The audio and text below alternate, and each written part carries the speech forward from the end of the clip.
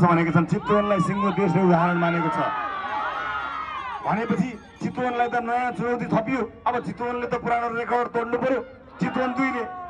त्यसैले उपस्थित आमा बुवा दाजुभाइ दिदीबहिनीहरू, म यहाँलाई यति भन्न आएको कि म तपाईँलाई धन्यवाद भन्न आएको हुँ।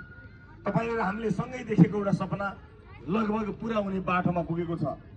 3 वर्षभित्र हामीले राजनीतिको केन्द्रमा चितवनलाई राख्न सफल भएका छौँ। अर्थात् नेपालको राजनीतिमा निलो क्रान्ति गर्ने, इतिहास लेख्ने ठाउँ चितवन थियो, छ र रहिरहनेछ। यो विश्वमा परिवर्तनका लागि धेरैले रगत बगाए, कयौं टुरा भए, कयौं घरबार विहीन भए, कयौं अङ्गभङ्ग भए। यही एउटा चितवन हो जसले हातमा फूल र ओठमा मुस्कान लिएर क्रान्ति सफल हुन्छ भन्ने कुरा देखाउँदैछ। यही चितवन हो।